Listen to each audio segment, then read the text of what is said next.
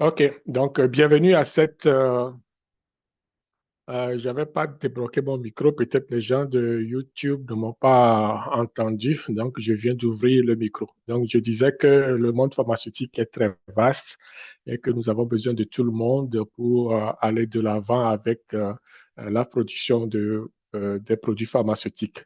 Comme c'est un domaine assez vaste, il n'y a pas que les médecins ou les pharmaciens qui entrent dans la fabrication des produits pharmaceutiques. Donc, nous avons besoin de tout le monde, des techniciens de surface, en passant par les mécaniciens, les entretiens, etc. Et puis les chimistes, biochimistes, les laborantins, les analystes, nommez-les, la liste est longue de tout ce monde pour faire la production pharmaceutique. Donc, bienvenue à ce live du jeudi qualité que nous organisons avec le soutien de Mivado Global Performance, une entreprise de services et de conseils de technologie et de gestion basée au Québec, Canada.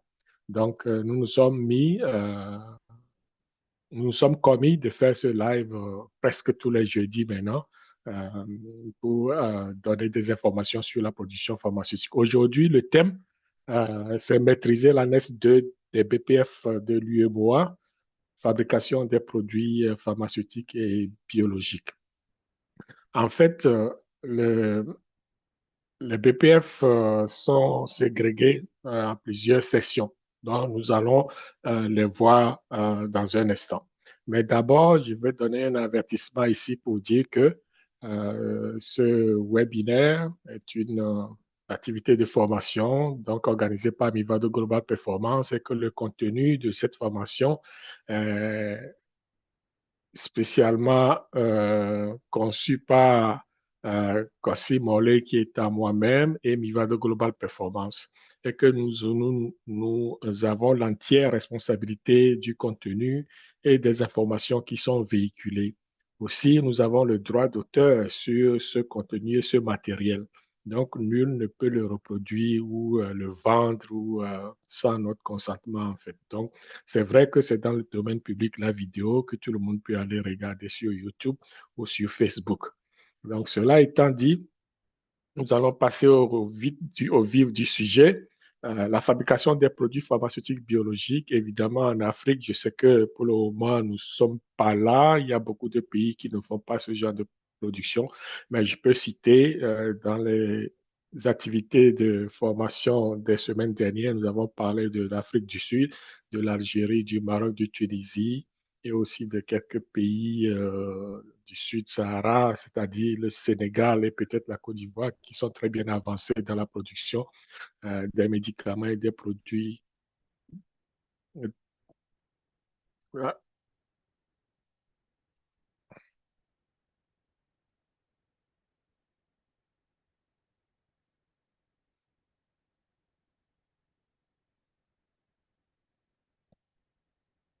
Un instant, je vais juste...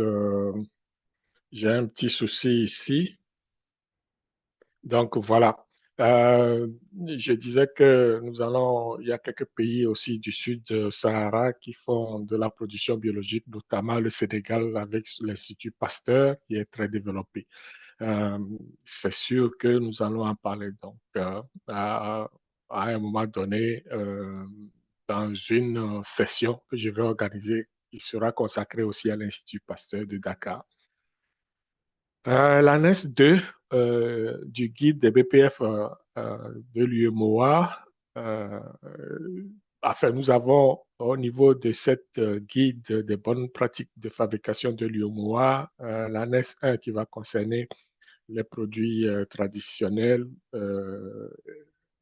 Je crois que c'est l'annexe 1, ce sont les produits stériles. L'annexe 2, ce sont les produits biologiques. Et l'annexe 3, les produits traditionnels. Donc, c'est quelque part par là que ça se situe.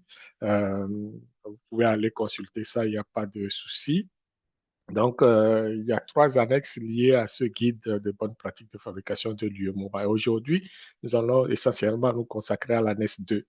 L'annexe 2 qui fait office de guide des bonnes pratiques de fabrication pour les produits pharmaceutiques biologiques. Au menu, nous allons voir que Nous allons parler de l'introduction à l'ANES 2, justement, le contexte et puis ses objectifs. Nous allons ensuite parler donc de l'exigence clé de l'ANES 2 et aussi parler du point critique et des bonnes pratiques qui sont reliées à la production des produits pharmaceutiques biologiques. Nous terminons par une petite conclusion et après les questions-réponses. Présentation des BPF de l'UEMOA et de leur importance. Dans l'ensemble, l'UEMOA, conscient des enjeux liés à la qualité des médicaments, a adopté, n'est-ce pas, un cadre réglementaire harmonisé pour les BPF. Ce cadre s'appuie sur les directives de l'Organisation mondiale de la santé et les adapte aux spécialités de la région. Il couvre tous les aspects de la fabrication des médicaments, depuis la réception des matières premières jusqu'à la distribution des produits finis. Évidemment que les BPF de l'UEMOA sont adoptés plutôt le 4 juillet 2005 à Dakar et que c'est adopté par le Conseil des ministres de la Commission de l'UEMOA, Union économique, monétaire et ouest africaine. Le but est d'harmoniser la réglementation pharmaceutique dans la zone et aussi c'est un ensemble de règles. L'application vise à garantir la conformité des opérations de fabrication des médicaments dans la sous-région. Donc, quand on dit sous-région, ce sont les pays qui sont membres de l'UEMOA. Les principes clés des PPF de l'UEMOA, on va le voir tantôt, nous avons la maîtrise de la qualité. C'est vrai que dans presque tous les BPF du monde, on maîtrise la qualité. On va assurer que le personnel soit qualifié. On va aussi s'assurer que les locaux et les équipements soient adaptés pour la fabrication qu'on veut en faire. Si on veut produire des vaccins ou des produits biologiques ou des produits non stériles, c'est-à-dire les, les, les, les doses solides et puis les doses liquides. Ça prend des équipements et puis des locaux adaptés. Le système de ventilation, il va suivre. Effectivement, dans les BPF, pour les produits pharmaceutiques, la documentation va prendre une grande place parce que tout ce qu'on fait est documenté, tout ce qui est documenté est fait. C'est la règle d'ailleurs. On va parler du contrôle de la qualité, un contrôle rigoureux qui suit depuis la réception des matières premières jusqu'au produit fini. On fait toujours des contrôles pour s'assurer que le produit qui est fabriqué soit de la qualité requise et qui soit conforme à l'autorisation de mise en marché. L'hygiène et la propreté, effectivement, on ne veut pas que nos produits soient contaminés. Donc, on va porter une attention particulière au niveau de la propreté et puis l'hygiène du personnel, la propreté de tout ce qu'on utilise, c'est-à-dire des ustensiles, du matériel, etc. Et aussi l'hygiène du personnel, c'est très important. Donc, voilà. Donc, pour l'hygiène, bon, on va s'assurer que des mesures d'hygiène et de propreté strictes soient appliquées pour prévenir la contamination des produits. L'importance des BPF de l'UEMOA, dans un premier temps, les BPF permettent de garantir la qualité des médicaments. Effectivement, les BPF sont essentiels pour assurer que les médicaments disponibles dans nos régions soient sûrs, efficaces et de qualité. OK, ça c'est très important. Partout ailleurs, c'est pareil. Donc, les BPF vont servir aussi, c'est un élément clé au niveau de la protection donc, de la santé publique. Effectivement, en garantissant la qualité des médicaments, les BPF contribuent à protéger la santé des populations de la sous-région. Les BPF vont permettre de renforcer l'industrie pharmaceutique locale. Effectivement, l'application des BPF favorise le développement d'une industrie pharmaceutique locale, compétitive et fiable. On va, les BPF vont aussi faciliter le commerce intra-régional. Grâce à l'harmonisation des BPF, ils vont, n'est-ce pas, faciliter le commerce des médicaments entre les États membres de l'UEMOA. Ensuite, les BPF vont permettre, selon ce qui est adopté par le Conseil des ministres de ces pays, lutter contre les médicaments de qualité inférieure et falsifiés. C'est sûr que la contrefaçon, c'est un fléau aussi dans nos régions. Donc, lutter contre les médicaments de qualité inférieure et falsifiés, cela veut dire que l'application rigoureuse des BPF va contribuer à lutter contre la production et la distribution des médicaments de qualité inférieure et falsifiés qui représentent une menace majeure pour la santé publique. Les BPF de l'UEMOA constitue un pilier donc essentiel pour garantir la qualité des médicaments, protéger la santé publique et renforcer l'industrie pharmaceutique. Leur application rigoureuse est indispensable pour assurer l'accès des populations à des médicaments sûrs, efficaces et de meilleure qualité. Quels sont les contextes de l'annexe 2 des BPF? Au niveau des contextes, nous allons voir que euh, il y a un défi, enfin un ou des défis. Les BPF vont régler les défis, n'est-ce pas, de la santé publique. C'est essentiel de le mentionner. Grâce euh, à l'Union économique monétaire ouest-africaine, il a été mis en place donc un cadre réglementaire harmonisé pour les bonnes pratiques de fabrication des médicaments. Donc, ce cadre vise à garantir la qualité, la sécurité et l'efficacité des médicaments produits et distribués dans la région. L'annexe 2 de cette BPF se concentre spécifiquement sur les exigences relatives à la fabrication des médicaments stériles ou des biologiques, des produits des pharmaceutiques biologiques. Donc, le contexte de cette annexe est marqué par les défis de santé publique dont je venais de parler. Donc, les pays de l'Union économique monétaire ouest-africaine sont confrontés à des défis majeurs en matière de santé publique, notamment la prévalence des maladies infectieuses nécessitant des médicaments stériles. Il y a aussi la nécessité de garantir la qualité des médicaments stériles.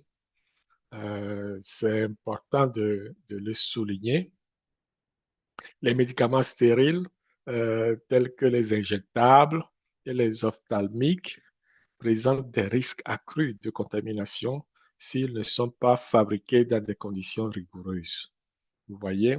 Donc aussi, au niveau du contexte, on parlera aussi de l'harmonisation des normes qu'on avait effleuré tantôt.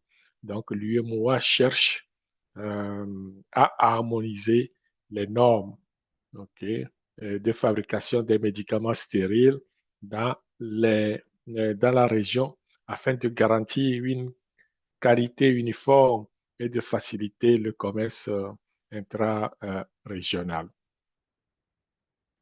Au niveau des objectifs, on va voir que les principaux objectifs de l'annexe 2, c'est dans un premier temps, c'est de permettre la définition des exigences spécifiques pour la fabrication des médicaments. Effectivement, l'annexe 2 établit des exigences détaillées, hein, concernant les locaux, les équipements, le personnel, les processus de fabrication et les contrôles de qualité nécessaires pour garantir la stérilité des médicaments.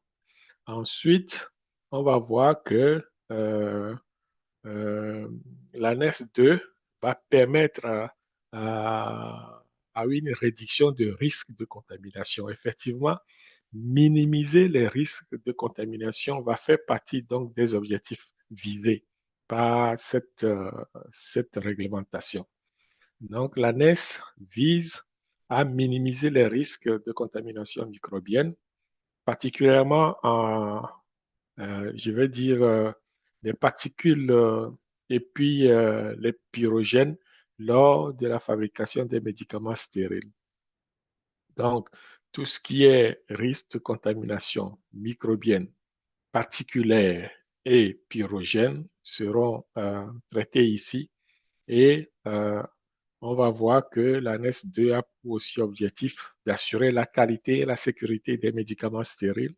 Donc, c'est un objectif qui permet de garantir que les médicaments stériles produits dans nos régions sont conformes aux normes de qualité et de sécurité internationales.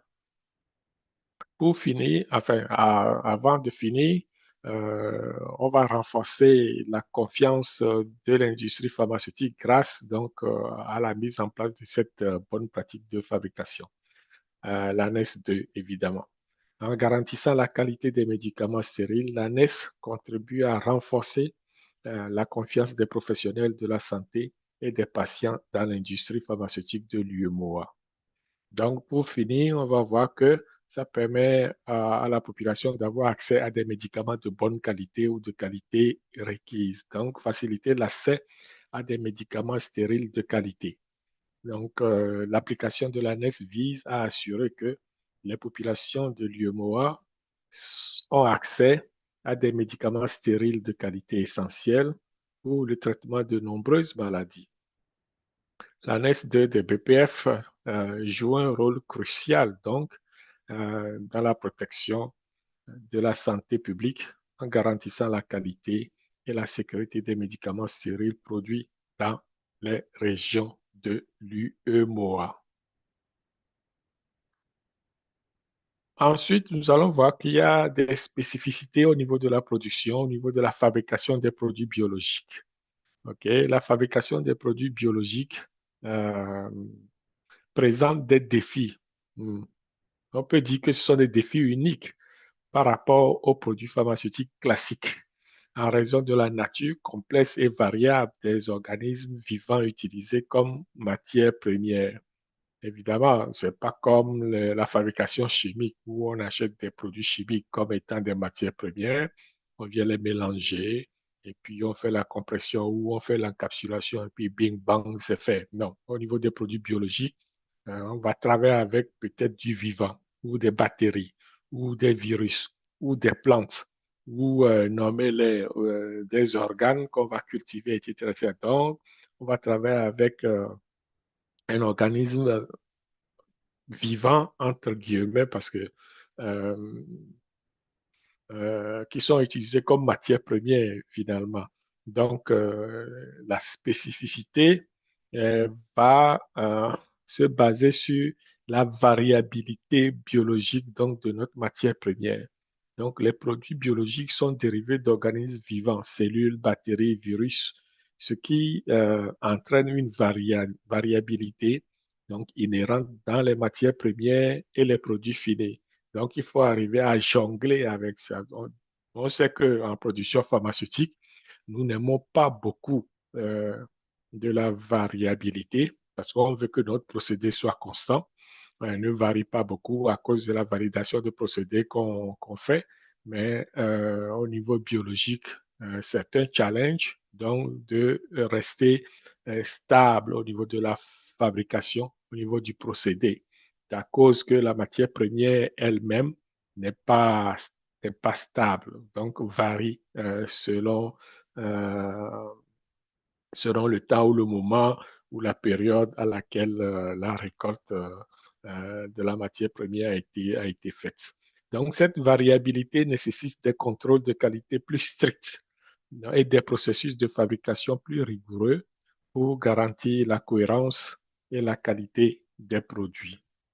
L'autre défi, sinon spécificité au niveau de la fabrication des produits biologiques, c'est le risque de contamination. Les produits biologiques sont très sensibles à la contamination. Juste imaginez les vaccins. OK? Donc, cette contamination microbienne, la contamination peut être microbienne, virale ou par d'autres agents biologiques. Donc, la fabrication doit se dérouler dans des conditions aseptiques strictes, avec une attention particulière à la prévention de la contamination croisée. Donc, les conditions aseptiques, on reviendra là-dessus. C'est-à-dire que dans un milieu où l'air est totalement contrôlé, l'environnement contrôlé, même le personnel est habillé avec des habits dédiés, stériles, etc., où euh, la quantité de micro-organismes peut être inférieur à un, inférieur ou égal à inférieur à un. OK? Donc, c'est quasi inexistant, les microbes dans ce genre d'environnement et aussi les particules euh, qui sont dans l'air sont hyper contrôlées. Donc, ce sont des défis techniques qui se posent au niveau des bâtiments, au niveau des conditions environnementales, au niveau du système de ventilation, aussi au niveau du mouvement du personnel et de leur habillement. Donc, l'autre élément qui fait partie donc de la spécificité de ce genre de production, c'est le processus de fabrication lui-même qui est complexe. Okay? Donc, ça va prendre beaucoup d'éléments, beaucoup de surveillance, beaucoup de contrôle aussi au niveau du processus de fabrication. Les processus de fabrication des produits biologiques sont souvent complexes et impliquent des étapes telles que la culture cellulaire, la fermentation et la purification. Ce processus va nécessiter une expertise spécialisée et un contrôle précis des paramètres critiques. Si on poursuit, on va voir que on a besoin d'une traçabilité assez soutenue. Donc, tantôt on a dit tout doit être documenté. OK? Donc, la traçabilité du processus lui-même ou du système de fabrication se base sur la documentation. Donc, la traçabilité est très essentielle pour les produits biologiques car elle permet de retracer l'origine des matières premières et de suivre le produit fini tout au long de la chaîne de distribution. Donc, des systèmes de documentation rigoureux sont mis en place et nécessaires pour garantir cette traçabilité-là. Un autre élément qui rentre dans la spécificité de la fabrication des produits biologiques, c'est la validation des procédés. OK? Cette validation des procédés euh, de fabrication est particulièrement importante pour les produits biologiques car elle permet de démontrer que les processus sont capables de produire de manière constante des produits de qualité. Euh, Souvenez-vous tantôt quand on a parlé donc de la variabilité au niveau de la matière première. Alors, ici, on nous dit que la validation permet d'assurer euh, ou de démontrer que les processus sont capables de produire de manière constante des produits de qualité. Donc, voici donc le challenge que nous avons au niveau de la variabilité des matières premières et de la constante des produits qui seront fabriqués à partir de ces matières premières qui sont ma foi, variable. Donc, c'est un challenge pour les fabricants de médicaments biologiques de travailler dans ce genre de domaine. Et pourtant, on y arrive. La preuve, on a des vaccins, on a des produits biologiques qui sont sur le marché, etc., etc. Donc, c'est pas que c'est difficile à faire, mais juste il faut comprendre que ça prend des techniques, ça prend des processus, ça prend des équipements, etc., pour arriver à minimiser la variabilité au niveau des matières premières. OK. Donc, c'est tout ça que je sais que nous pouvons voir, euh, discuter pour que les gens soient informés de façon générale comment on fabrique les produits biologiques, les produits stériles, etc. Donc, le dernier défi ici va concerner le contrôle qualité. Okay? Le contrôle de qualité sont plus nombreux. Donc, on va dire les contrôles de qualité alors et plus stricts.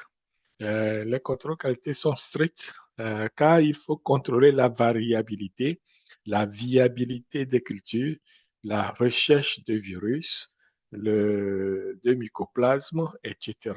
Donc, les contrôles de qualité sont plus longs et demandent des processus plus complexes, évidemment, parce qu'on travaille avec du vivant, on travaille avec les bactéries, on travaille avec les virus, etc. etc. Donc, les actions sont plus méticuleuse. On pose des actions méticuleuses au niveau du contrôle qualité et il faut faire attention, très, très, très attention euh, pour ne pas laisser non plus échapper les virus ou les micro-organismes qui peuvent aller contaminer des sources extérieures. Donc, et aussi, on veut avoir la garantie que le produit fabriqué réponde aux normes et aux critères qui ont été soumis lors de la confirmation du produit. Et c'est très important de voir que c'est quelque chose que nous faisons déjà et que il y a des équipements, des processus qui sont en place qui permettent justement de faire ce genre de contrôle.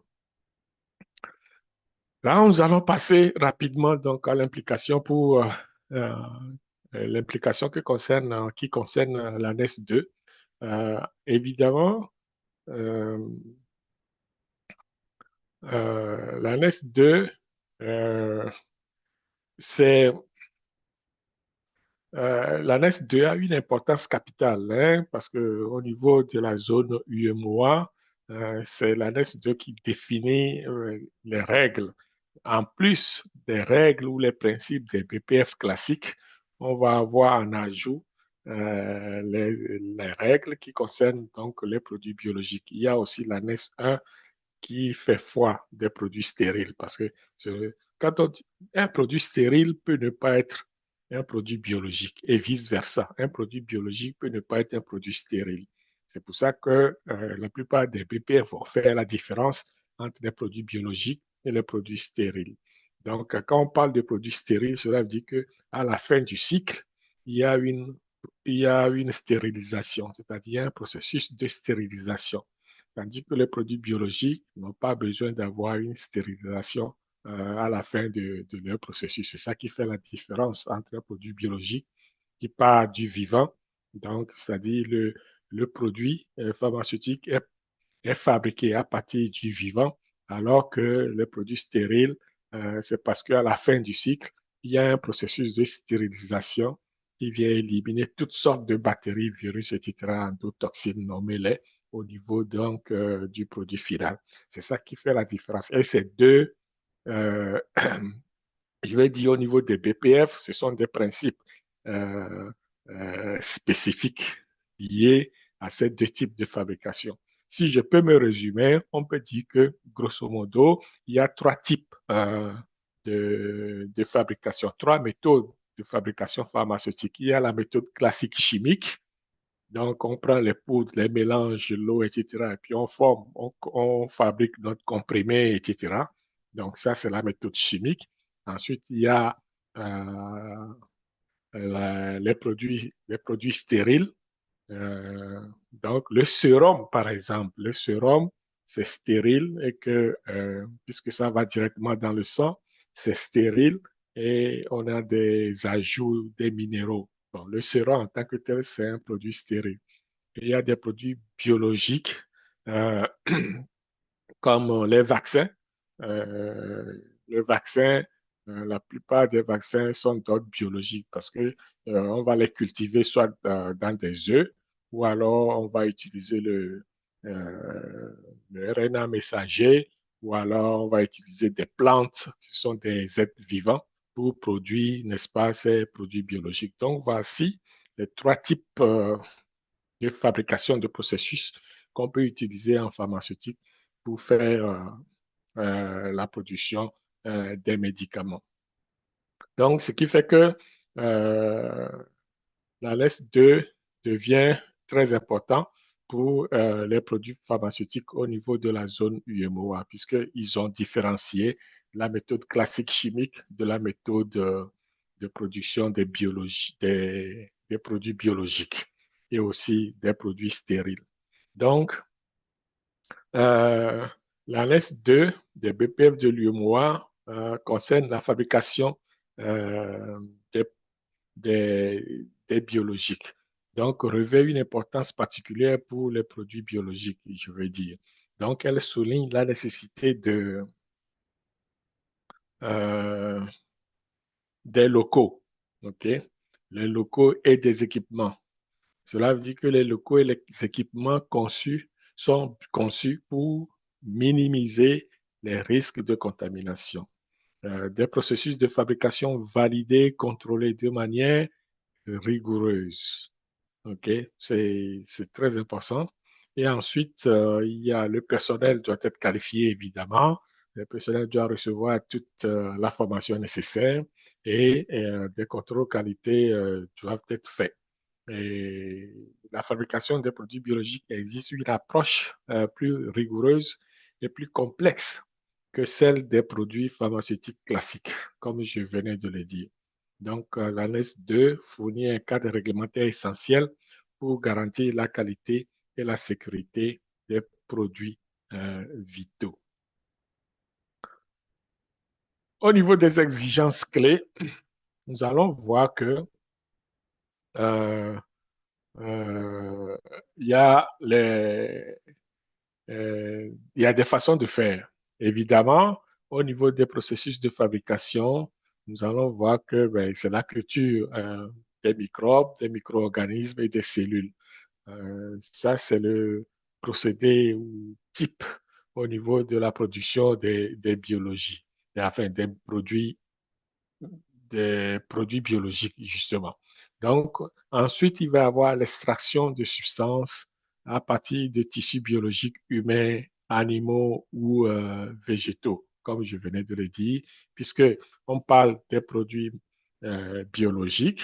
Donc, comme la définition, on l'a vu, ce sont des organismes vivants qui vont servir de matière première. Donc, c'est pour ça qu'on parle des cultures cellulaires ou des cultures des micro-organismes. Ensuite, l'extrait donc, des tissus biologiques ou humains ou animaux ou végétaux. On va avoir toute la technique d'acide désoxyribonucléique recombinant. Donc, ça, je sais que vous êtes familier avec ça. On peut mettre aussi là-dedans les RMN messagers pour la plupart des vaccins contre la COVID. C'était à base de RMN messager. Et les vaccins sont synthétisés à base de RMN messager. Et au niveau de la documentation et des autres méthodes, donc on va parler des techniques d'obtention des hybridomes. OK? Donc, c'est une autre approche qui est utilisée aussi au niveau de la production des médicaments biologiques. Donc, la propagation la propagation de micro-organismes chez l'embryon ou l'animal, effectivement, c'est une technologie aussi qui est très avancée qu'on utilise de nos jours pour faire ce genre de production. Donc, c'est très varié et les lignes directrices contenues dans cette annexe s'ajoutent s'ajoutent des règles établies pour les bonnes pratiques de fabrication des produits pharmaceutiques. Donc, les procédures réglementaires relatives au contrôle des produits biologiques découlent pour une large part des sources des produits et des méthodes de fabrication. Les procédures de fabrication visées par ces lignes directrices comprennent les cultures de micro-organismes, etc., etc. Donc, c'est important de souligner que les produits biologiques fabriqués selon ces méthodes comprennent des allergènes, les antigènes, les vaccins, les hormones, les cytokines, les enzymes, le sang humain et les dérivés du plasma, les immunes, les sérums, les immunoglobulines, dont les anticorps monoclonaux, les produits de fermentation, dont les produits dérivés de l'ADN, et les produits de diagnostic in vitro. Vous voyez qu'il y a toute une panoplie de produits qui sont fabriqués à partir donc, de ces procédures de fabrication biologique.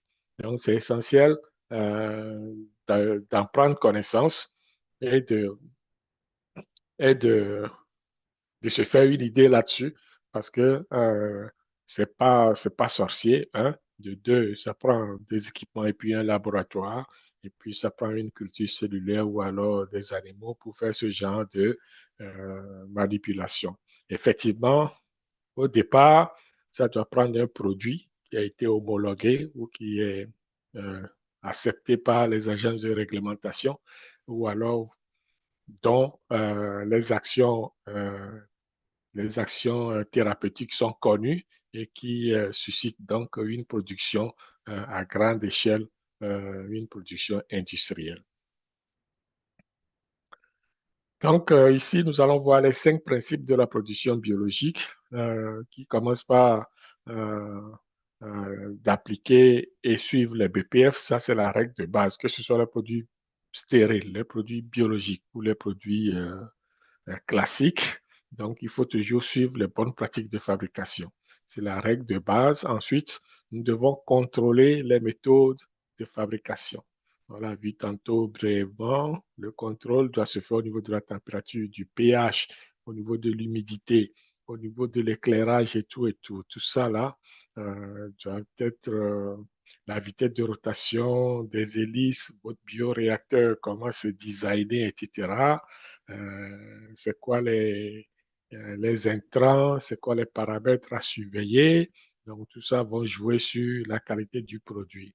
Ensuite, nous devons s'assurer que toutes les étapes euh, respectent les bonnes pratiques de fabrication.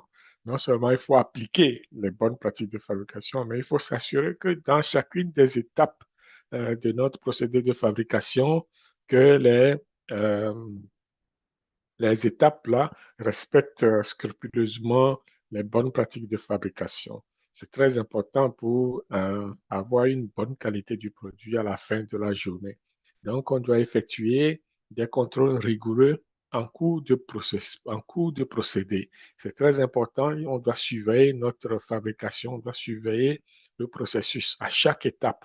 On doit avoir des paramètres clés qui sont les process Key Process Parameter, OK? Key Process Parameter, KPP en anglais, ou alors les paramètres de procédé clés ou paramètres de procédé critiques sont surveillés. Et puis,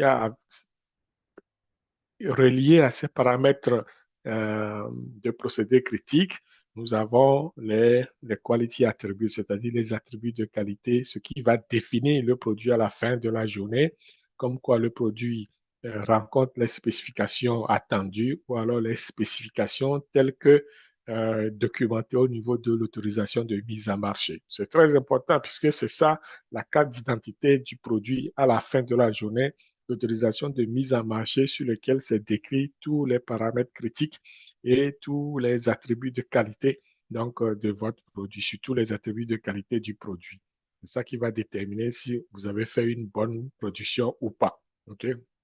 Donc, c'est très important de faire le contrôle en cours de procédé. Ensuite, appliquer d'autres directives, c'est-à-dire de l'OMS, pour des cas spécifiques. Évidemment, tout n'est pas décrit dans les BPF, loin de là. Partout dans le monde, c'est pareil, tout n'est pas décrit dans les BPF. Il y a des normes additionnelles, que ce soit l'OMS ou le ICH.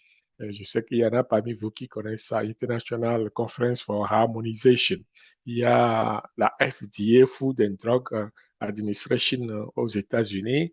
Il y a les pharmacopées à travers le monde, pharmacopée européenne, pharmacopée américaine, pharmacopée chinoise, pharmacopée traditionnelle. Donc, il y a toutes ces documents-là où sont écrits des règles et des processus qui seront utiles à la production des produits biologiques parce que tout n'est pas défini dans les BPF justement.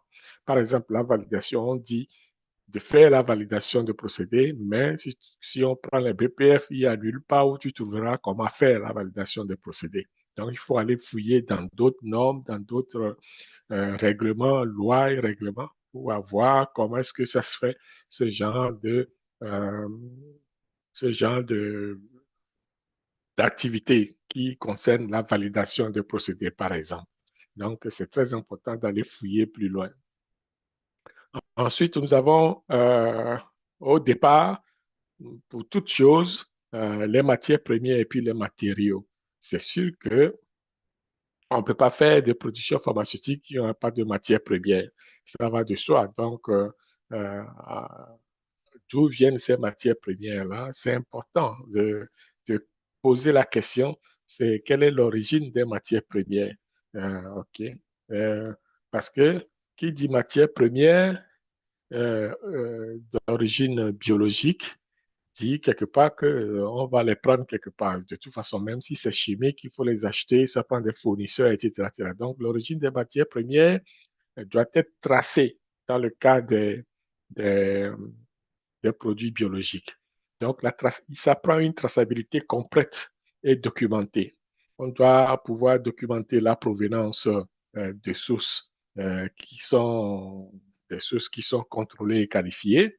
Donc, nous avons la nécessité de connaître précisément l'historique et l'origine des matériels biologiques utilisés.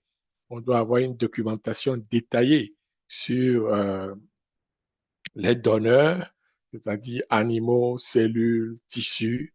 On doit avoir des certifications sanitaires et généalogiques qui sont obligatoires finalement. Tout ça va assurer ce que nous appelons la traçabilité au niveau donc des matières premières. Ensuite, ça prend une caractérisation de ces matières-là.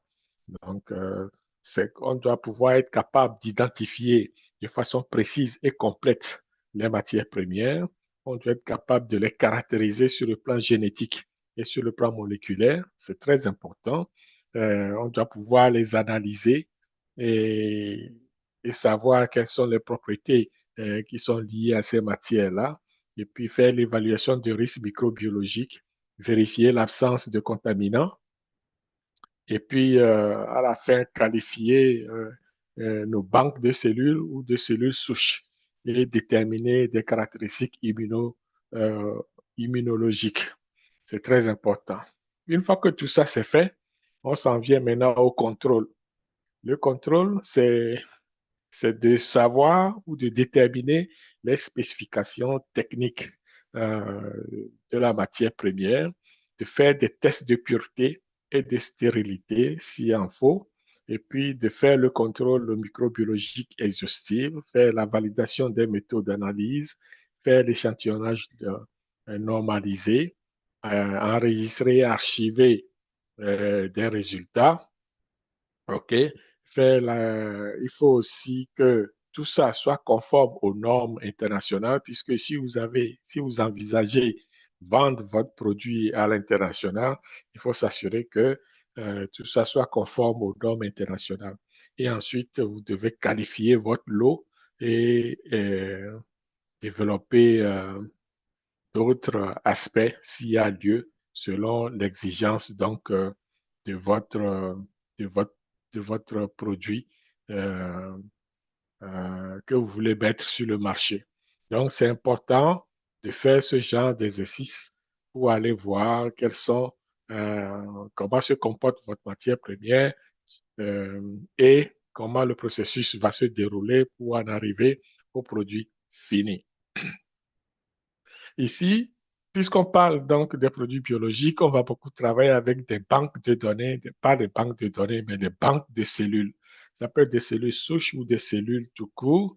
Donc, puisqu'on va faire des cultures cellulaires, donc il y a un système de semences et de banques de cellules qu'on va mettre en place pour s'assurer que non, oui, voilà, pour s'assurer la répétabilité de nos actions du processus. En fait, on a vu au début qu'il y a beaucoup de variations ou de variabilité au niveau du produit d'origine biologique, au niveau de la matière. Donc, pour assurer une certaine constance au niveau du matériel biologique ou de la matière première biologique, on constitue des banques. Donc ici, on va parler des banques de semences ou alors des banques de cellules. On s'arrange pour avoir les mêmes cellules, les mêmes semences à chaque fois, à chaque production, en fait. Donc, c'est ce qu'on appelle les banques de cellules. Alors ici, dans un premier temps, on va voir la banque de souches, de souches mères, le Master Cell Bank, ok, en anglais. Donc, on va devoir créer, dans des conditions contrôlées et documentées, euh, une banque de souches mères, ou des cellules mères, en fait. Donc, c'est-à-dire que c'est un pot, un réacteur ou un incubateur dans lequel on cultive les cellules souches, les cellules mères. OK? Lorsqu'on a besoin de faire une opération, une fabrication, on va piger, on va prendre une quantité là-bas qu'on va mettre en culture, hein. Donc, on va laisser fermenter, on va laisser croître les bactéries qui sont, comme vous le savez, à croissance exponentielle. Donc, ça croît très vite, ça se multiplie très vite, c'est exponentiel, la croissance bactérienne, jusqu'à ce qu'on arrive à un plateau. Et puis, voilà, lorsque le procédé arrive à maturité, on arrête la croissance et puis on poursuit le reste du processus. Peut-être qu'on va faire la filtration et puis faire la purification pour extraire notre, notre molécule thérapeutique finalement qu'on veut. Donc, ça prend une cellule souche, une banque de cellules souches qui sont cultivées dans des conditions contrôlées et documentées. Ensuite, on va caractériser cette cellule mère-là ou cette cellule souche mère. Euh, Comment se fait la caractérisation? On va s'assurer qu'ils portent le même génome finalement. Donc, c'est la caractérisation génique complète de notre cellule souche pour s'assurer qu'on a toujours les mêmes cellules souches qui produisent les mêmes types de médicaments à chaque fois. Donc, et puis, on va faire un test d'identité et de pureté exhaustive. Euh, donc, il faut caractériser la cellule souche. On va le nommer. Est-ce que c'est quoi? Ce sont des virus. De quel virus? Est-ce que c'est virus A ou virus B? Donc, c'est le test d'identité pour le reconnaître à chaque fois. Donc, ensuite, on va pouvoir les conserver dans des conditions de température de conservation strictes. Des fois, ça peut être euh, dans des congélateurs à une température bien spécifique qui permet de les garder intacts ou ouais, voilà, de les garder intacts. Donc, on ne veut pas les abîmer, mais on veut juste les garder pour pouvoir les utiliser plus tard. Donc, ça prend des conditions d'entreposage assez, assez, assez contrôlées. Et des fois, il y a lieu de prendre des alicotages, de faire des alicotages et stockage dans des conteneurs spécifiques. Donc, tout ça, c'est pour garder une traçabilité au niveau de notre cellule souche. On ne veut pas les perdre, on ne veut pas perdre cette qualité-là. Parce que des fois, c'est dur d'en avoir et lorsqu'on en est, on ne veut pas le perdre. Donc, c'est comme ça qu'on va garder des cellules dans des contenants spécifiques pour utilisation ultérieure. Et l'accès à cette banque-là, à cette banque de cellules ou banque souche mère, master cell bank, est contrôlé. Il y a pas, tout le monde n'a pas accès. Seules quelques rares personnes, selon l'organisation de votre usine ou de votre entreprise. Donc, il y aura quelques personnes qui vont avoir accès pour aller chercher des matières premières au niveau des cellules, au niveau de ces banques de cellules. OK. Donc, c'est ça les caractéristiques qui sont liées à la banque des cellules souches ou des master cell bank, comme on l'appelle communément dans le milieu. Ensuite, il y a les banques de travail, c'est-à-dire Working Cell Bank. Parce qu'après avoir fait la banque de cellules mères souches, on prend une partie qu'on utilise comme banque de travail. En fait, c'est ça. Donc, euh, on ne travaille pas sur notre master cell bank directement parce qu'on ne veut pas l'abîmer, on ne veut pas le détériorer. Là, on laisse pousser. Puis, lorsqu'on a besoin de faire un travail, on va piger euh, le Working Cell Bank qu'on prépare. Donc, c'est, comme on le voit, c'est une dérivée de la banque mère, tout simplement. Donc, le Working Cell Bank, c'est une dérivée donc, de la banque mère. Si tu veux, euh, ça permet donc de travailler sur une certaine quantité qui n'est pas notre cellule, qui n'est pas notre banque mère, parce qu'on ne veut pas l'abîmer, justement.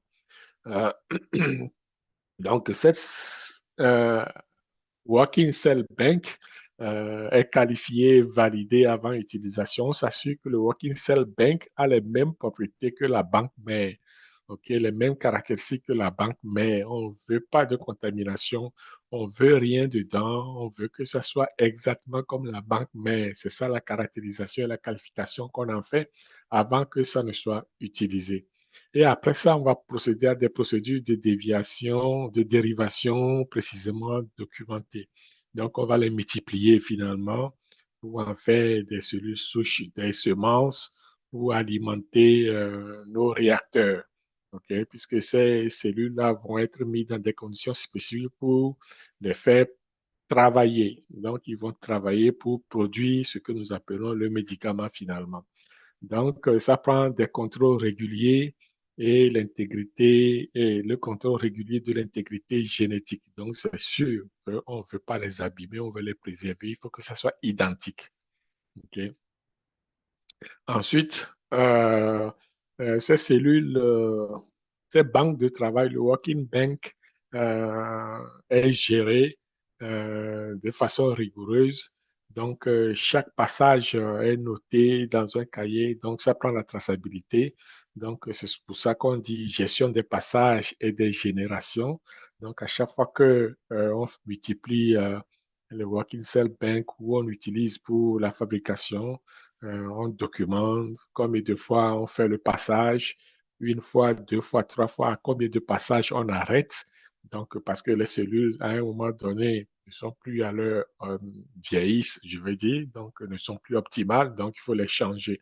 C'est pour ça qu'on continue pas à faire fonctionner le réacteur de la banque mère, et puis on continue pas à alimenter le working bank, le working cell bank, etc. Parce qu'il faut renouveler le stock. Et les batteries sont tout le temps en croissance, comme vous le savez. Donc, on renouvelle le stock à chaque passage. C'est important, ce genre de manipulation pour assurer la viabilité donc, de notre working bank et de la banque mère.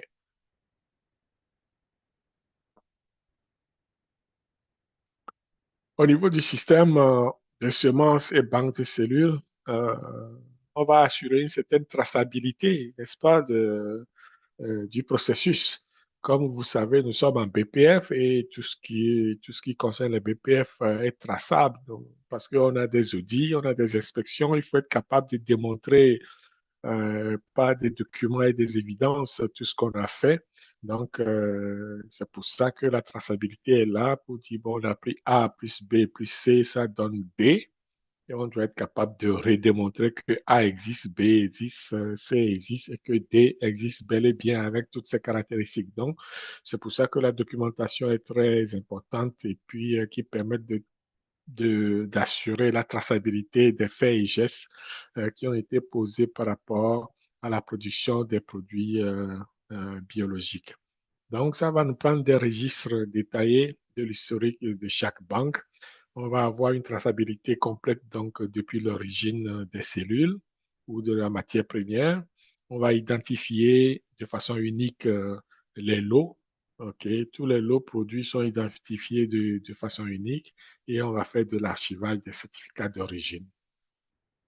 Et on va enregistrer tous les transferts et manipulations qui se sont déroulés dans l'usine, je dirais plus précisément. Donc, c'est important d'assurer tous de documenter plutôt toutes ces activités et de permettre, n'est-ce pas, une bonne documentation et d'assurer la traçabilité au niveau de nos activités.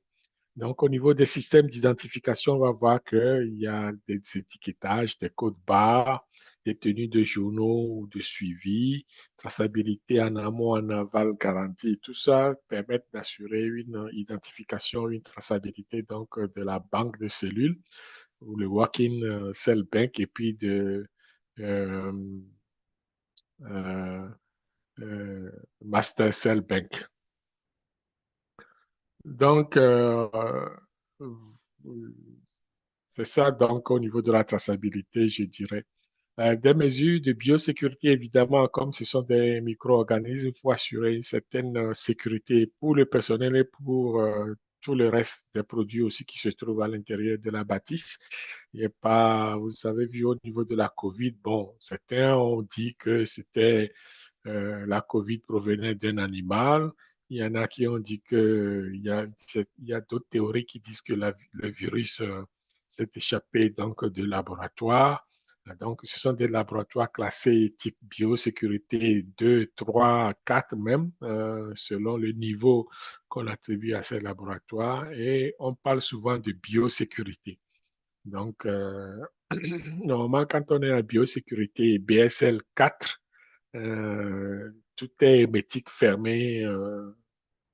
On doit montrer patte blanche avant d'entrer et sortir de ces laboratoires. Ça, c'est le haut niveau de biosécurité, BSL 4. Donc après, BSL 3, c'est quand même grave, mais supportable. BSL 2, c'est moyen. BSL 1, c'est tout à fait léger. Donc, c'est comme ça que ça se fait, la classification au niveau de biosécurité. On peut consacrer un live là-dessus pour bien expliquer ce que c'est que la notion de biosécurité au niveau de la production des vaccins, des médicaments ou de la manipulation des virus et puis des micro-organismes peut-être virulents qu'on ne veut pas laisser dans la nature. L'exemple typique, c'est aussi l'anthrace. L'anthrace, normalement, un laboratoire qui va manipuler l'anthrace sera classifié BSL 4. Le niveau, parce que l'anthrace est très, très, très contagieux, très toxique aussi pour l'humain. Donc, c'est comme ça qu'on va classifier ce genre de, de, de produits finalement. Et, OK, mon live a été discontinué là-bas. Euh,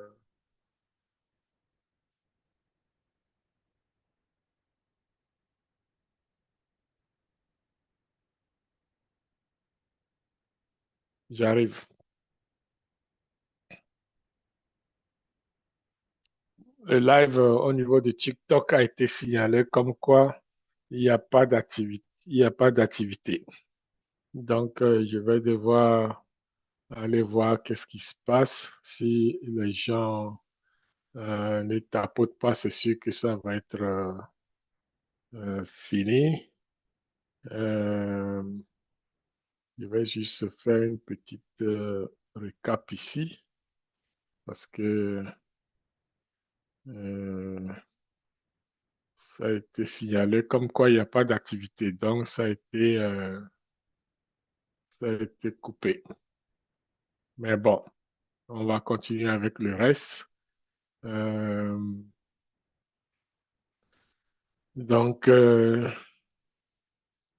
c'est- ça, c'est la première fois que j'observe ce genre de choses.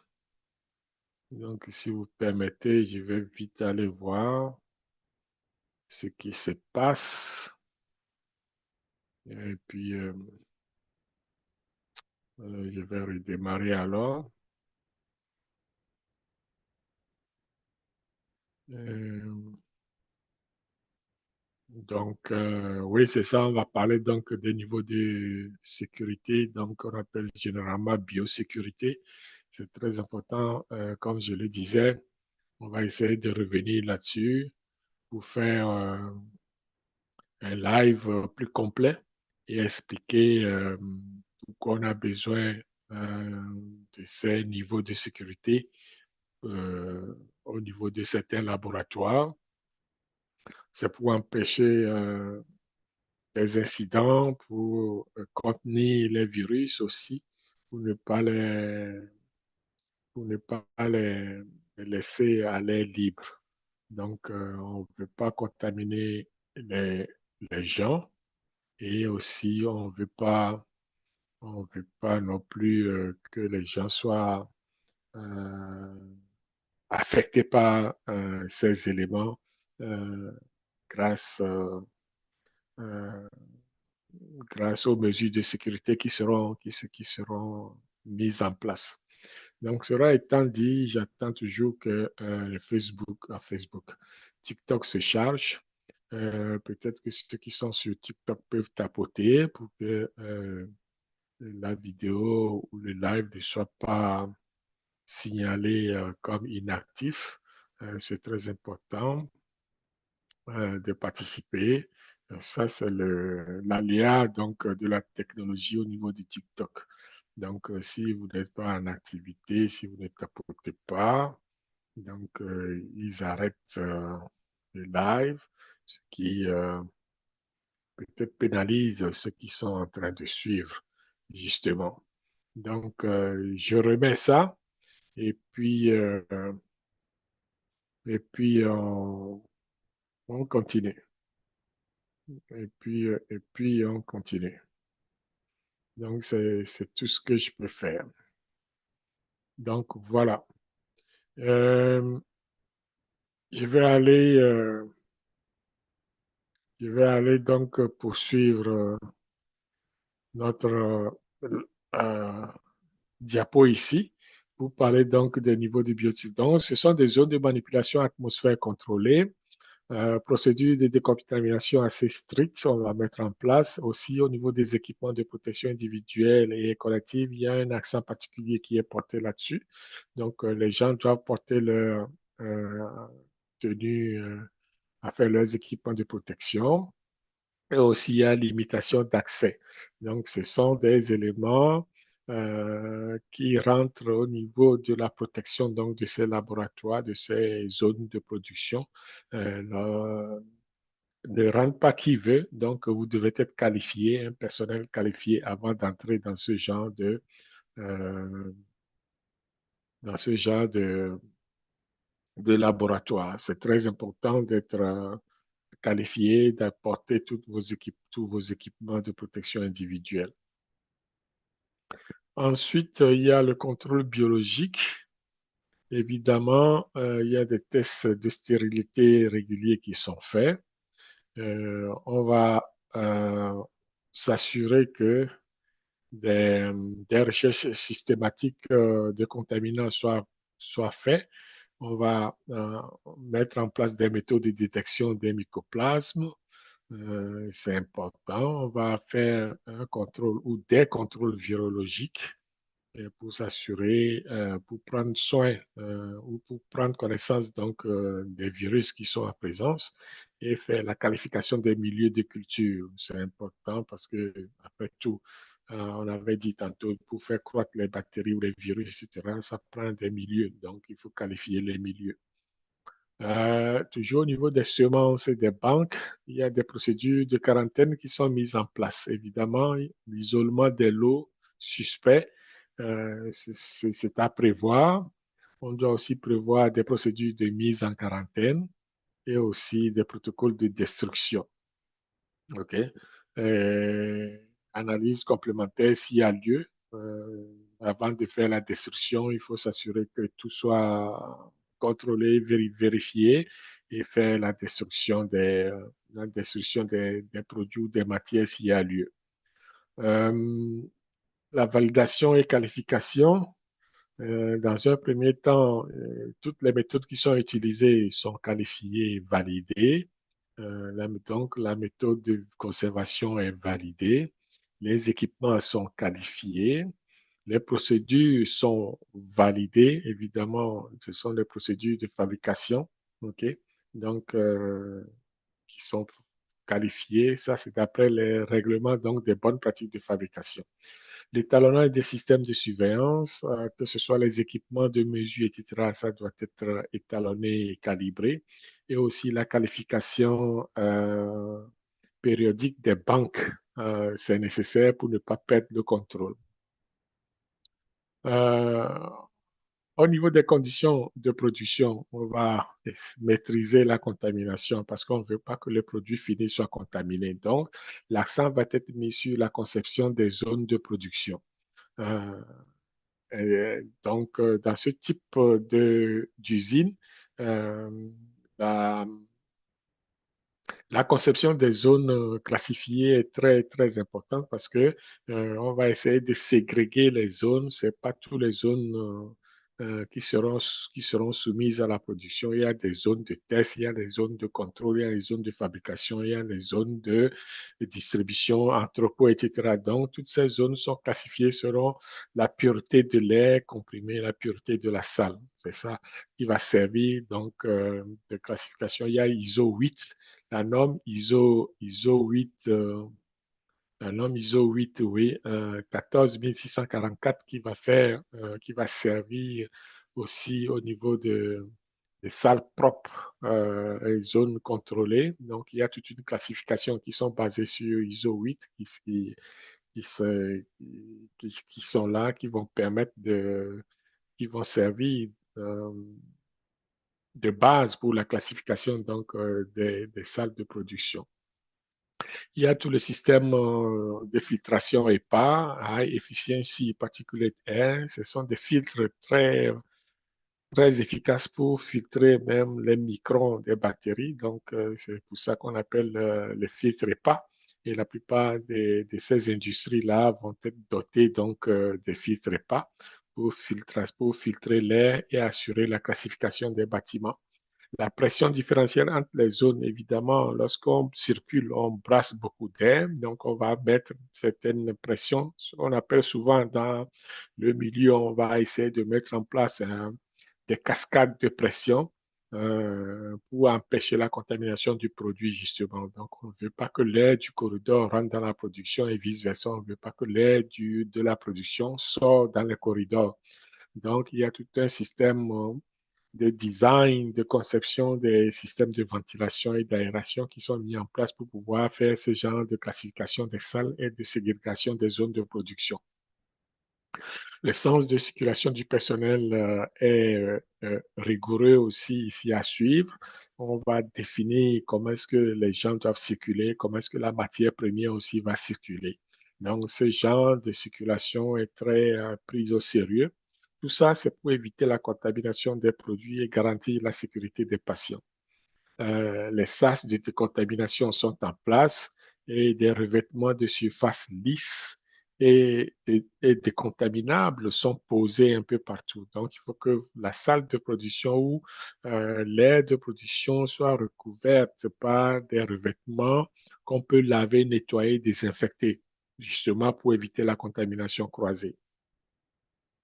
Au niveau des conditions de production, le contrôle environnemental, vous voyez que ici, c'est un système de ventilation qu'on appelle communément le système HVAC, HVAC ou alors CVAC, CVC, ça dépend. Surveillance microbiologique, surveillance microbiologique qui sont très, qui vont permettre donc euh, d'avoir, comment dirais-je, un certain nombre de, un certain nombre de classifications, etc., au niveau de l'aide de production. Donc, c'est ça qui va permettre, n'est-ce pas, de filtrer, d'envoyer l'air. Nos amis de TikTok, là, vous pouvez tapoter, hein, sinon ils vont suspendre le live parce qu'ils disent qu'il n'y a pas beaucoup d'activité là-dessus. Donc, je vous demande d'être actif. Chatter, poser des questions, faites des commentaires, etc., pour que votre live soit toujours à jour et que vous puissiez le lire. Sinon, ils vont encore nous stopper. Ils ont stoppé tantôt, donc j'étais obligé de redémarrer ça. Donc, soyez actifs là-dessus. OK? Merci beaucoup. Donc, si tu reviens au système de ventilation CVAC, donc ça permet de surveiller les micro-organismes puisque l'air qui est envoyé est filtré par des filtres épars, donc toute la contamination particulière et puis microbiologique qui sont enlevées de l'air, ce qui permet à garantir aussi un certain contrôle au niveau de la contamination microbienne. Et c'est très important de le souligner. Donc, tout ça, on parle aux ingénieurs qui vont faire un design assez précis donc, de la chose. Ensuite, c'est qualifié, c'est monitoré avec le système de température et humidité qui est contrôlé. Tout ça, ça fait partie du design donc, de votre usine au départ. Donc, il y a un programme de nettoyage et de désinfection qui est mis en place. Le contrôle de l'air, des surfaces et des équipements sont faits rigoureux. La qualification microbiologique périodique est faite des salles. Évidemment, on va échantillonner l'air pour faire le contrôle microbiologique pour s'assurer qu'on est dans les normes. Ensuite, pour finir ici, ça prend les limitations strictes des particules et des micro-organismes. Ça se fait avec ce que je viens de dire, la norme ISO 14444 ou la classification ISO 8. La classification ISO qui permet de, ça part de ISO 4, 5, 6, 7, 8, même 9, ou alors dans le système de la FDA, on va prendre des zones de grade D, grade C, grade A, grade B. Donc souvent, la production des biologies se fait dans grade A et puis les autres se font dans les zones adjacentes, c'est-à-dire grade A qui est la plus sévère, la plus stricte, vers, la, vers le grade D qui est moins sévère. Le grade D, c'est ce qu'on utilise souvent pour les non stériles, c'est-à-dire tous les comprimés, les capsules qu'on va produire, c'est produit dans un environnement de grade D, par exemple. Par contre, les vaccins, etc., vont se produire dans grade C et les activités connexes vont se faire dans grade B ou alors dans grade C. Donc, c'est comme ça que le cascade se fait au niveau de la classification des salles. Mais on pourra revenir là-dessus avec un live plus détaillé. Ici, je vais parler des conditions au niveau des procédures de biosécurité. Effectivement, dans un premier temps, ça prend des protocoles de décontamination détaillés. Dans un deuxième temps, utilisation de désinfectants spécifiques. Et tout ça, c'est basé sur des procédures de manipulation des stériles. Ensuite, l'équipement de protection individuelle adapté et la formation régulière du personnel. Donc, c'est tout un ensemble, vous voyez ici, qu'il faut mettre en place pour assurer donc cette biosécurité-là. Et à chaque niveau, il y a des contraintes, il y a des spécificités, il y a des façons de faire, et puis on met en place tous ces éléments pour pouvoir euh, travailler de façon sécuritaire et assurer non seulement sa propre sécurité, mais aussi une sécurité au niveau du produit. Validation des procédés, ça va être vite couvert parce que je ne vais pas dans les détails ici. Tous les équipements doivent être qualifiés. On fait la qualification suivant le modèle en V, donc de User Requirement Specification, c'est-à-dire la spécification des besoins d'utilisateurs en passant par la spécification euh, des fonctionnalités. On va passer par le Design Spec, le DQ, le Design Qualification et on fait le IQ, OQ, donc, IQ, c'est qualification de l'installation, OQ, qualification de l'opération, et PQ, qualification de la performance. Et dans la plupart du temps, on va faire un maintien donc de l'état qualifié de l'équipement à travers la validation continue, évidemment. Ça, c'est ce qui concerne les équipements. Au niveau du procédé ou des procédés, on va faire la validation de procédés avec un PPQ à la fin qui est le Process Performance Qualification. OK? Et puisque aujourd'hui, c'est en trois étapes, il y a la partie design, il y a la partie PPQ et puis la partie Continuous Process Verification. OK? La vérification continue des procédés. Ça, c'est la méthodologie qu'on va employer de nos jours pour, pour pour valider, n'est-ce pas, nos, nos, nos procédés de validation. C'est très important de suivre ces éléments-là pour pouvoir assurer une certaine traçabilité au niveau de la fabrication et aussi assurer une variabilité, enfin, une constance au niveau de la reproductibilité donc, du procédé de fabrication. Euh, Plus loin, on va voir que, il y a des aspects spécifiques aux produits biologiques qui sont d'ordre, euh, je vais dire, procédural.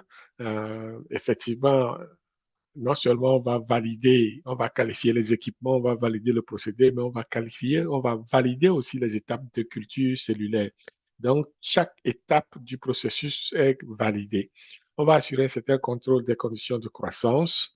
Tous les paramètres de croissance, les paramètres environnementaux de croissance sont notés, validés spécifiquement. La purification est validée. On va maîtriser la méthode ou les conditions de conservation et on va assurer aussi la validation de ces méthodes de conservation. Très important parce qu'on ne veut pas perdre la constance au niveau de notre banque mère ou alors de banque de travail. Vous vous souvenez de ça? Donc, le Master Cell Bank et le Working Cell Bank. Donc, c'est pour ça qu'on va assurer une certaine traçabilité, conformité, reproductibilité de tous les éléments qui entrent dans la fabrication des produits. Donc, c'est important de le souligner. Ensuite, au niveau des équipements, évidemment, on va utiliser des bioréacteurs qui sont adaptés, des systèmes de culture cellulaire adaptés, des incubateurs à atmosphère contrôlée adaptés, des systèmes de perfusion qui sont typiquement spécialisés et adaptés à la procédure, à la procédure de fabrication biologique et des équipements de cryoconservation, important. Donc, de l'autre côté, au niveau de la purification, il s'agit des systèmes de chromatographie, des filtres stérilisants, des équipements de conservation, des systèmes de chromatographie par affinité, des dispositifs de lyophilisation. Vous voyez, il y a beaucoup d'éléments qui sont inscrits là-dedans par rapport au contrôle donc, des équipements. Par rapport aux caractéristiques techniques, c'est sûr que des matériaux, ça prend des matériaux compatibles, ok? Des inox c'est inoxydable, des verres spéciaux, etc., etc., pour assurer que les produits qui entrent en contact avec les matériaux soient sans danger et qu'il n'y ait pas de contamination croisée entre les matériaux et puis le produit biologique euh, qui est en contact. Donc, c'est important d'avoir des surfaces non réactives, des systèmes de traçabilité intégrés, capacité de nettoyage et de stérilisation. Des fois, on va stériliser toute la pièce, les équipements, etc. Donc, il faut que des équipements soient adaptés à ce genre de fabrication et de procédure. Évidemment, l'étalonnage et la maintenance préventive est de mise, comme partout ailleurs, et la qualification périodique est souhaitée, non, souhaitée, exigée même, parce que ça prend la continuité au niveau notre, de notre, de notre procédé. Donc, c'est ça qui fait que tout doit être euh, contrôlé, validé, qualifié et on doit assurer la traçabilité de notre procédé. Au niveau du système de contrôle et de suivi, donc l'enregistrement en temps réel, euh, le système informatique de gestion doit être validé, la traçabilité complète est assurée. Il doit y avoir des alertes et systèmes de surveillance sur place et l'archivage des données est très nécessaire pour des questions d'audit et d'inspection. Donc, les autres conditions de production, évidemment, on va parler donc du contrôle de la qualité. Donc, ce sont des tests en cours de fabrication, libération des lots, stabilité, etc., etc., très important. C'est comme la production classique. Il va y avoir des installations, des équipements, conception, qualification et entretien. C'est normal, ça. Du personnel. Au niveau du personnel, ben, il faut que le personnel soit formé, qualifié. On doit assurer une certaine hygiène, des compétences spécifiques pour certaines manipulations au niveau de la production, tout simplement. OK. Concernant spécifiquement le personnel, on va voir que cette section donc des BPF liés aux produits biologiques va stipuler les exigences au niveau du personnel en ce qui concerne la formation du personnel de l'autorité qui dirige l'unité. Donc, des fois, ça prend des spécialisations. On doit respecter les BPF, on doit avoir un haut niveau de propriété et d'hygiène, et puis des examens médicaux appropriés à l'embauche et à intervalles réguliers. Donc, la présence d'un nombre suffisant de personnel dans la zone contrôlée est exigée. Tout personnel est enregistré et dossier de formation bien suivi. Certaines personnes sont vaccinées de façon obligatoire, essentiellement ceux-là qui s'occupent donc des animaux, s'il y en a. Ensuite, l'accès est limité à certaines zones de production. Au niveau des locaux, quelques exigences ici. Les locaux sont construits et installés de façon adéquate, donc conception et aménagement adéquat. On doit procéder à des séparations des zones et des aires de production. On doit avoir un contrôle des environnements, donc température, humidité, pression, et aussi microbiologie. Donc le flux du personnel et du matériel est bien organisé, donc suivant une procédure bien établie et des équipements de surveillance sont en place. OK, ça, c'est les exigences des BPF par rapport aux locaux pour les produits biologiques. Et au niveau du matériel, on l'a vu, hein, donc ça prend la conception et maintenance, la qualification et la validation, le nettoyage et désinfection, et puis la calibration et étalonnage. Euh, Au niveau de la production, c'est sûr que nous devons mettre en place des procédures validées afin d'assurer la qualité, la sécurité et l'efficacité des produits biologiques. Ça va nous prendre aussi des mesures strictes en place pour prévenir la contamination croisée et garantir la traçabilité des lots. Dans un troisième temps, ça prend des matières premières, y compris les milieux de culture et les réactifs biologiques qualifiés avant leur utilisation. Très important. Et pour finir, vous allez voir que toute matière d'origine biologique documentée avec des certificats d'analyse et une évaluation des risques liés aux agents pathogènes est exigée. OK? Donc, on ne fait rien sans rien. Tout est surveillé, tout est traqué, tout est documenté. Il y a des preuves qui sont apportées, des évidences pour permettre peut-être lors des audits à avoir euh, à avoir donc des matières, des produits qui sont très susceptibles de répondre aux exigences donc des bonnes pratiques de fabrication. Euh, Toujours au niveau de la production, nous allons voir un procédé typique. Donc, voici comment se matérialise un procédé typique donc, de production pharmaceutique biologique, justement. Donc, au départ, on a les matières premières, mais en fait, au niveau de l'équipement, on a des bioréacteurs. On fait une culture et une fermentation à partir de Working Cell Bank qu'on a vu. Donc, les Working Cell Bank qui sont des dérivés de Master Cell Bank, justement. Ensuite, une fois que la culture et la fermentation est terminée, on passe à l'étape d'extraction, purification, etc. Donc, on va utiliser des chromatographies euh, pour faire la séparation de ce qu'on veut, de ce qu'on ne veut pas. Et on fait la purification. Ensuite, on fait la formulation du produit ou du médicament biologique et qu'on va ensuite remplir nos bouteilles ou nos ampoules, etc. C'est ça le remplissage.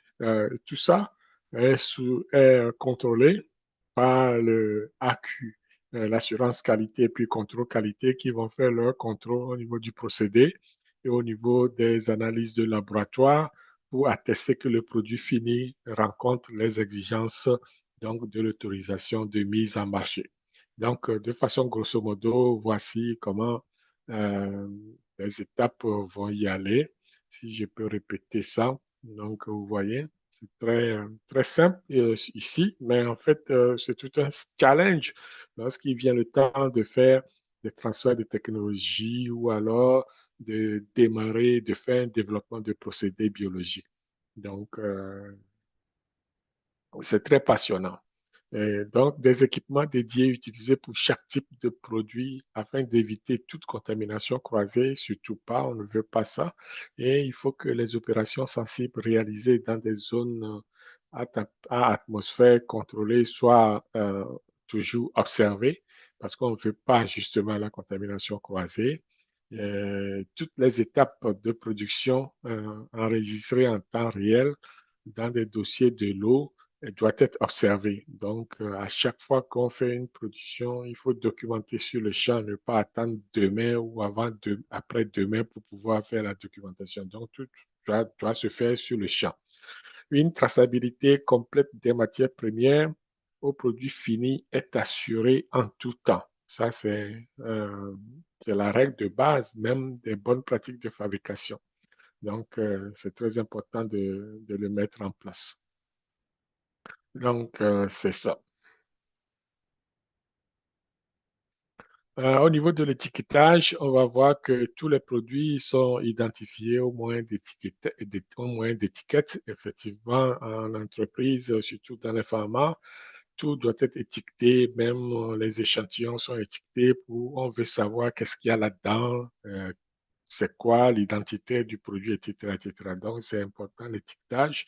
Les informations mentionnées sur l'étiquette sont approuvées. On ne met pas au hasard des informations. Il faut qu'elles soient approuvées par votre contrôle qualité ou assurance qualité.